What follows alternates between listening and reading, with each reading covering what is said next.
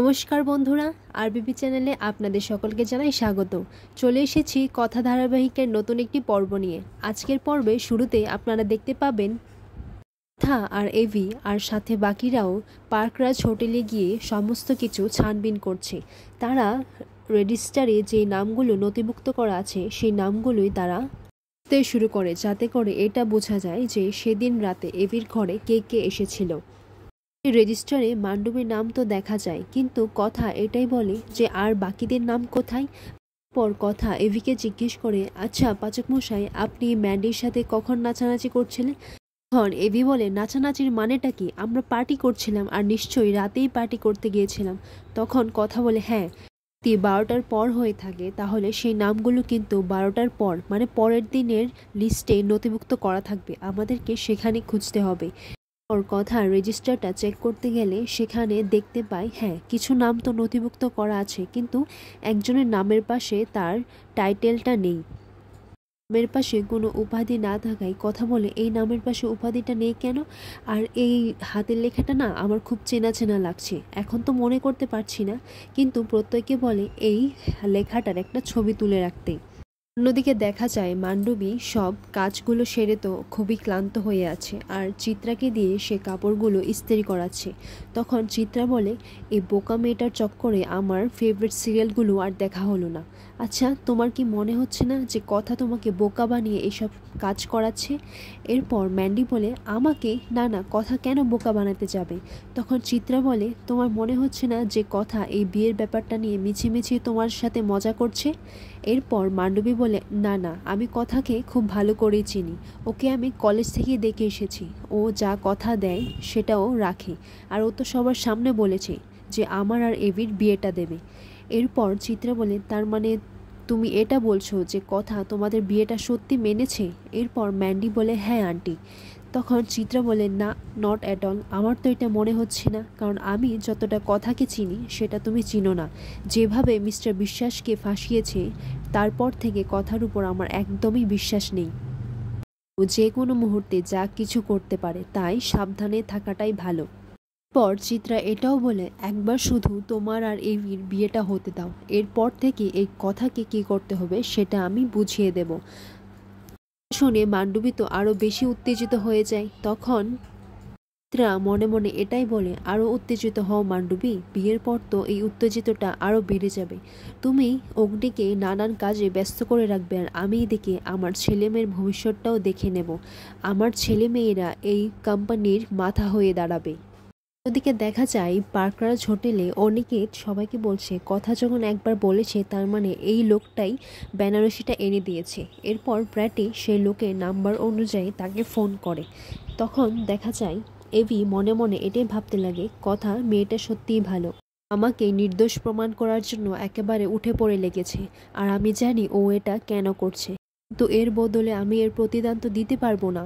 ও যেটা চায় আমি তো সেটা ওকে দিতে পারবো না, আমি নিজেকে প্রমিস করেছি। তখন কথা মনে মনে এটাই ভাবে, আমি জানি না পাচক মশাই আপনি কি ভাবছেন, আপনাকে এত চিন্তিত দেখে আমারও ভালো লাগছে না পাচক মশাই, আপনি না চাইলেও আমি আপনার হাতটা মনে মনে শক্ত করে ধরে রেখেছি পাচক মশাই।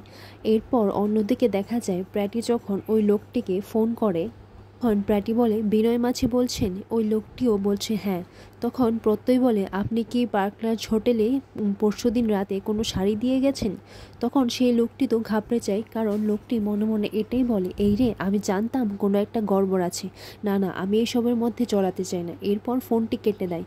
তখন প্রত্যয় বলে, বাহ, পুলিশের মুখের উপর ফোনটা কেটে দিল, এত বড় সাহস। এরপর অনিকেত বলে, হ্যাঁ, পুলিশের মতো জেরা করলে তো ফোনটা তো রাখবেই ভয়ে। তখন প্রত্যয় বলে, আমি পুলিশ, আর পুলিশের মতো কথা বলবো না, নয়তো কি প্রফেসরের মতো বলবো? আর অনিকেত বলে, পুলিশ হয়েও পুলিশের কাজটা ঠিক করে করতে পারবি না, আর তার সাথে আবার গেঞ্জি চোরও। এরপর প্রত্যয় বলে, এখানে আবার গেঞ্জি চোরের কথা কেন হলো? এখানে শুরু হয়ে যায় প্রত্যয় আর অনিকেতের মাঝে একটু হিংসুটি আর ঝগড়া। আর ছোটকা বলে, কিরে, তোরা যেখানে পারিস বাচ্চাদের মতো ঝগড়া করতে শুরু করে দিস? পর কথা প্রত্যয়কে বলে, আচ্ছা প্রত্যয়দা, উনি কি স্বীকার করেছেন যে উনি বিনয় মাঝি? তখন প্রত্যয় বলে, হ্যাঁ। তাহলে কথা বলে, তুমি এক কাজ করো, তুমি থানায় গিয়ে ওনার অ্যাড্রেসটা খুঁজে নাও, তাহলে আমরা সবাই মিলে শাড়ি দেখার নাম করে ওনার বাড়িতে গিয়ে ধাবা দেব। পর এভি বলে, না একদমই না, তোর গোবরগিরি দিন দিন বেড়েই চলেছে। এরপর কথা বলে, আমার এই গোবরগিরির জন্যই না আজকে আমরা এতটুকু জায়গায় আসতে পেরেছি। আর একজন তো শুধু খালি মাথা খারাপ করে রাখে, শুধু খালি রাগ দেখায়। এই নিয়ে কথা আর এবির মাঝখানেও একটু হিংসুটে শুরু হয়ে যায়। এরপর ছোটকা বলে, কী রে, আবার তোরাও শুরু করেছিস এদের মতো, ঝগড়া এখন বন্ধ কর। পর ছোটকা বলে, কথা যেভাবে বলবে আমরা সেভাবেই অনুসরণ করব। এখন কথা কি বলবে সেটা তুমি বলো। ওর কথা বলে, হ্যাঁ ছোটকা, এখন আমাদের বিনয় মাঝের অ্যাড্রেসটা খুঁজে বার করে ওনার মুখ থেকে সবটা জানতে হবে আর সব সত্যিটা বার করতে হবে। পর কথা বলে, কিন্তু ছোটকা তার আগে আমাদের একটু বাড়ি যেতে হবে, কারণ আমি মান্ডবীকে বলে এসেছি ও যদি সমস্ত কাজ করে রাখে তাহলে আমি ওকে একটা উপহার দেব, তাই বাড়ি যেতে হবে। পরের মুহূর্তে দেখা যায় চিত্রা বলে, বাবা একমাত্র নিজের ছেলে মেয়েকে ওই কোম্পানির চেয়ারে বসাবো বলে আমাকে আজ ইস্ত্রি পর্যন্ত করতে হয়েছে, আর এই মেয়েটাকে দেখো পড়ে পড়ে ঘুমোচ্ছে। এরপর মান্ডবীকে ডেকে তুলে দেয়। এরপর মান্ডবী বলে, ও মা সরি আন্টি, আমার একটু চোখ লেগে গিয়েছিল, তুমি এত কাজ করে দিয়েছো, সো নাইস অফ ইউ। ওর চিত্রা বলে, হয়েছে হয়েছে, এখন শোনো, যদি কথা তারাই সে জিজ্ঞেস করে যে এই সমস্ত কাজগুলো কে করেছে, তাহলে তুমি বলবে তুমি কেচেছো, ইস্ত্রি করেছো আর কাপড়গুলো ভাঁজ করে রেখেছো, ঠিক আছে? আর এমন সময় দেখা যায় কথা, ঋতু আর জুনি হঠাৎ করেই ঘরে চলে আসে। সেটা দেখে তো চিত্রা ভয় পেয়ে যায়। সে মনে মনে এটাই ভাবতে লাগে, এ মা, এরা কিছু শুনে ফেলেনি তো আবার। এরপর কথা এই সমস্ত কাজগুলো দেখে মান্ডবীকে বলে, বাবা মান্ডবী, তুই সব করে নিয়েছিস? পর চিত্রা বলে, ওর শরীরটা একটু দুর্বল তো, আমি যদি না আসতাম তাহলে তো একটা কাপড় দফা রফা হয়ে যেত। পর চিত্রা মনে মনে এটাই বলতে লাগে, যাক বাবা, কথা আমার উপর সন্দেহ করেনি, না হলে তো কেলেঙ্কারি হয়ে যেত। চিত্রার এই নাটক দেখে মান্ডবীও বলে, বাবা আন্টি খুব সুন্দর করে এই পরিস্থিতিটা ম্যানেজ করে দিল। এরপর কথা মান্ডবীকে বলে, কিরে মান্ডবী, আজকে তো তোকে রান্নাটাও করতে হবে, পাচক মশাই তোর হাতের রান্না খেতে চান, আর তোকে তো সবাই এই বাড়ির লোক কি খায় সেটাও তো জানতে হবে, তোকে তো সব শিখতে হবে। এরপর মান্ডবী চিত্রার দিকে বারবার তাকায়। এটা দেখে কথা বলে, কিরে মান্ডবী, তুই বারবার মেজমার দিকে কেন তাকাচ্ছিস? বেশি দেরি করিস না, চলে আয়। পর ঋতু আর জুনি মান্ডবীকে বলে, দেখ এতদিন তো কথাই সমস্ত কাজ করতো, এখন তো তোকেই করতে হবে, আর তুই চিন্তা করিস না, আমরা তো আছি। ঘর থেকে যখন তারা সবাই চলে গেল তখন চিত্রা বলে, তুমি কথার সামনে আমার দিকে বারবার তাকাচ্ছিল কেন? আর ও যদি সন্দেহ করে ফেলতো তাহলে? আর শোনো, কথা যেভাবে বলছে তোমাকে সেটাই করতে হবে, আর কোনো উপায় নেই, তোমাকে ফাইট করতে হবে ওর সাথে, আর এই ফাইটে তোমাকেই জিততে হবে, তবেই কিন্তু তুমি অগ্নিকে পাবে। পর কথার সঙ্গে জুনিয়র ঋতুকে আলোচনা করতে দেখা যায় যে বিনয় মাঝি থেকে আমাদের সব সত্যিটা জানতেই হবে। এরপর ঋতু বলেন, মিস্টার সরকার যখন আছেন তখন বার করেই ফেলবেন। তখন জুনি বলে, আচ্ছা তোরও খুব ভরসা আছে তাই না? পর ঋতু কথাকে বলে, আচ্ছা কথা, আমার একটা প্রশ্ন আছে, তুই যে বললি মান্ডবীকে উপহার দিবি, সেটা কেন দিবি? আর মান্ডবী তো তোর প্রতিনিয়ত ক্ষতি করে গেছে, এখনো তো করছে, আর আমাদের কাছে সেটা প্রমাণও আছে। এরপর কথা বলে, কথা কলি যখন কথা দেয় তখন সে কথা রাখে। আর এমন সময় মান্ডবী এসে বলে, এই গোবর দেবী, দেখ তুই যদি আমাকে এটা বলে থাকিস যে বিয়ের টোপ দেখিয়ে আমাকে সমস্ত কাজ করিয়ে যাবি, তাহলে এটা কিন্তু হচ্ছে না, আর আমি আর কোনো কাজ করতে পারবো না। পর কথা ম্যান্ডিকে এটা বলে, দেখ মান্ডবী, আমি তো তোর ভালোই চাইছিলাম, তো এগুলো নিজের জন্য বলছি না, আমি তো তোর ভালোর জন্যই বলছি।